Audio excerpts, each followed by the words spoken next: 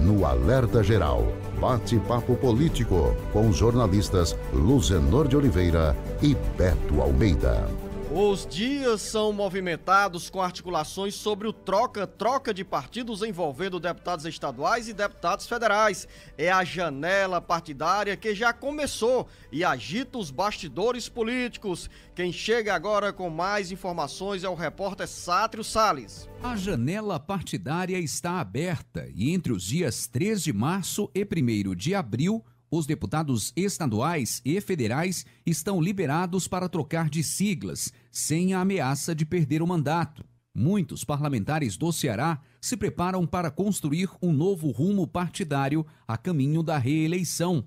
Outros mandaram recados para tentar sensibilizar a cúpula dos partidos aos quais são filiados com ameaças de que poderiam trocar de barco. É o caso, por exemplo, do deputado estadual Zezinho Albuquerque, que, em sinal de desespero, declarou na Assembleia Legislativa que poderia deixar o PDT a caminho do PP para ser candidato ao governo do estado. Aliado histórico dos irmãos Cid e Ciro, que o proporcionaram conquistar mandatos sucessivos, se eleger presidente da Assembleia Legislativa e eleger em 2018 o filho Antônio José à Câmara Federal, Zezinho não esconde a angústia com as dificuldades eleitorais. Ele teme que, sem a coligação proporcional, o filho não consiga se reeleger. Com informações dos bastidores políticos, para o Jornal Alerta Geral, Sátiro Salles. É uma das etapas mais importantes do calendário das eleições de 2022, a chamada janela partidária, oficializada pelo Congresso Nacional, legitimada pela Justiça Eleitoral e que permite aos deputados estaduais e federais em todo o Brasil trocarem de camisa, mudarem de partido sem prejuízo aos mandatos. E todos, Beto Almeida, eleitos em 2018 que querem concorrer à reeleição, buscam um caminho mais seguro para somar votos e renovar o mandato na Câmara dos Deputados ou na Assembleia Legislativa. É uma agitação que passa por muita conversa de mesa, de jantares, almoços e também, Beto Almeida, de promessas sobre dinheiro do fundo eleitoral e mais alguns benefícios que estimulem deputados estaduais e deputados federais a largarem o lugar onde se encontram e desembarcarem em outros partidos. Hoje é o segundo dia da janela partidária e até o dia 1º de abril muita mudança vai virar notícia em todo o Brasil e aqui também no Ceará. Jornalista Beto Almeida, bom dia.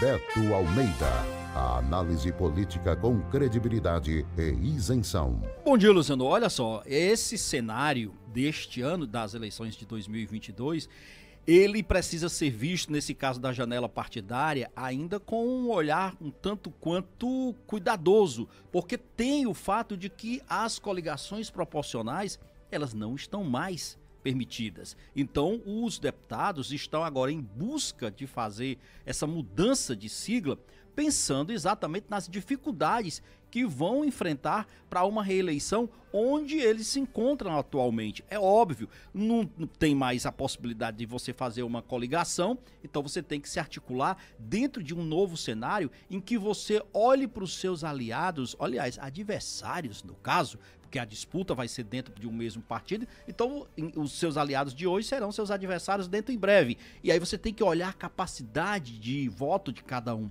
Por isso que hoje o que está determinando essa articulação, essa mudança dentro desse chamado período da janela partidária é exatamente reunir grupos de candidatos que trabalhem com uma proporcionalidade, mais ou menos igual de arrecadação de votos, porque senão vai ficar muito desigual e há o risco de muitos trabalharem e ser apenas bucha de canhão, como se diz no jargão da política, ou seja, arranjar votos e acabar não se elegendo. Esse é um dos pontos. E aí sim, é por isso que tem ganhado dimensão, por exemplo, um grupo de 20 pré-candidatos, eu falei 20 atualmente, Luciano, que está aí tentando encontrar uma sigla partidária, mas que reúne deputados hoje, reúne ex-deputados, reúne vereadores, ex-vereadores, suplentes, gente que tem, por exemplo, o atual líder do governo, o Julinho, que está aí tentando articular um grupo que, por exemplo, reúna potências em torno de até 25 mil votos. Imagina, se Ou você seja, for um candidato... quem está na linha de frente com um patamar acima de 25 mil votos fica excluído deste grupo e ao chamado líder fica o privilégio de comandar essa boiada, porque ele já tem a votação garantida, em princípio, para permitir a renovação do mandato. E, ao mesmo tempo, os votos que serão atribuídos aos demais candidatos se somam para fortalecer esse grupo e, ao mesmo tempo, quem chegar com mais votos é deputado estadual. Exatamente, mas olha só, vamos lá. Quem hoje faz parte desse grupo, que pode aumentar, inclusive tem reunião marcada para a semana que vem.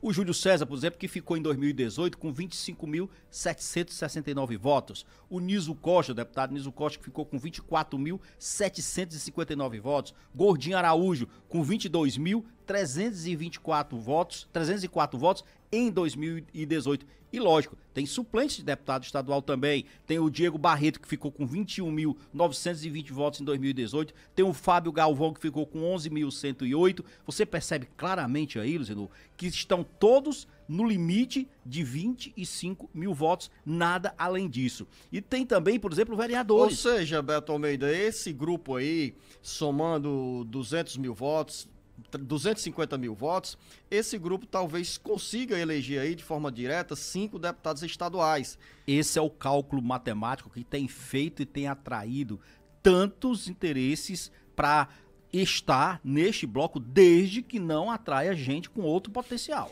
E qual o destino partidário desse grupo? Então, olha, vamos lá, quais são as siglas que aparecem como opções? A federação hoje, que está se firmando aí, PSDB Cidadania, eles têm interesse nesse grupo. O senador Tasso Gereissati já esteve conversando com parte dos integrantes desse grupo. O presidente estadual do PSDB, Luiz Pontes, recebeu já eles, inclusive alguns deles, para conversa. Então tem já um estágio bem avançado dentro dessa federação Cidadania PSDB, mas não apenas. O Patriotas também, o PRTB, o PSB, todos de olho nesse grupo aí de pelo menos até o momento 20. Ainda tem Zenon, chamado um grupo do G5, que é um grupo que reúne apenas deputados, candidatos a deputados federais. Um deles, eu tô lembrando aqui o nome agora, é um Yuri do Paredão, que é lá de Juazeiro do Norte, mas é um grupo menor. Esse está de olho apenas na Câmara Federal e é gente que trabalha também dentro dessa questão do potencial de votos de cada parlamentar. A gente sai do âmbito da Assembleia Legislativa para falar sobre a Câmara Federal, porque tem também muita movimentação entre deputados federais que querem trocar de partido nesta janela partidária, como conta agora o repórter Carlos Alberto. Os deputados estaduais e federais eleitos em 2018 que se preparam para disputar a reeleição, mas que não querem permanecer nos partidos pelos quais conquistaram o mandato, estão liberados a partir desta quinta-feira para buscar novos rumos partidários. A janela partidária, que permite a troca de agremiação sem prejuízos ao mandato, se estende até o dia 1º de abril. A janela partidária é um dos períodos mais importantes do calendário eleitoral de 2022 e será marcado também pela maior migração de parlamentares entre partidos na história política do país. Os últimos 3 meses foram de muitas articulações para acomodar os deputados estaduais e federais que querem um novo abrigo partidário que os possibilitem uma reeleição com menos turbulência. É imprevisível estimar, neste momento, o número de deputados estaduais e federais que trocarão de partido. O movimento nos bastidores dá indicativo de que mais de 70 deputados federais deverão trocar de sigla, enquanto, no âmbito das assembleias legislativas, serão centenas de parlamentares a caminho de outras agremiações. Com redação do Ceará Agora, para o Jornal Alerta Geral, Carlos Alberto.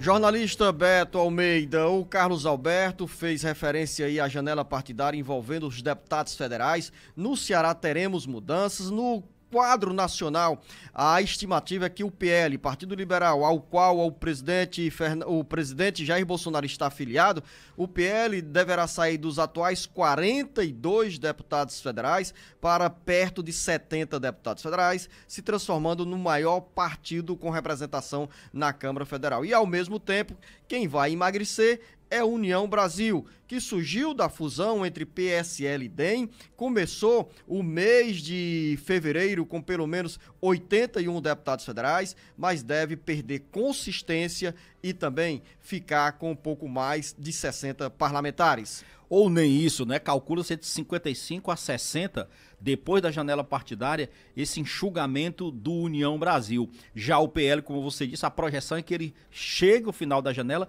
com 72 novos deputados. O presidente do PSL, o Bivar, né, o Luciano Bivar, ele está minimizando essas perdas. Ele diz, olha, é verdade, nós vamos sair da janela partidária bem menor, mas estamos já trabalhando com a projeção de eleger uma bancada do União Brasil de 70 deputados federais. Então essa perda será temporária, na leitura do Luciano Bivar. Pode ser isso mesmo, mas o fato é, essa correlação de forças, Luzenor, já muda. E muda, o PL, claro, ganha essa musculatura com a perspectiva do presidente Bolsonaro, porque a partir do momento em que ele se transferiu para o PL de Valdemar Costa Neto e é o candidato à presidência da República à reeleição, claro que isso em si já atrai grandes nomes para a composição da Câmara Federal. E a gente fala a Câmara, Luzenor, não é por outra coisa não, é porque é pelo número de deputados federais eleitos que vai se definir a cota partidária e o fundo partidário das eleições e principalmente o tempo de rádio e TV. Boa essa leitura, Beto, e acrescentar também que em termos de bancada do Ceará, nós temos pelo menos 5 deputados federais que estão se movimentando para migrar. Célio Estudo do PV já confirmou a entrada no PSD, Capitão Wagner do PROS, Vaidon Oliveira do PROS e também o Danilo Forte, que é do PSDB, estão também negociando mudança de partido e deve a qualquer momento confirmar desembarque no União Brasil. E daqui a pouco, Beto Almeida, vamos conversar sobre votação no Senado. Semana que vem o presidente da casa quer votar essa questão dos combustíveis, Luciano. E também vamos falar sobre a mobilização, as pressões para mais rigor da legislação e dos órgãos de fiscalização em relação à disseminação de notícias falsas pelas redes sociais. A gente volta em um minuto.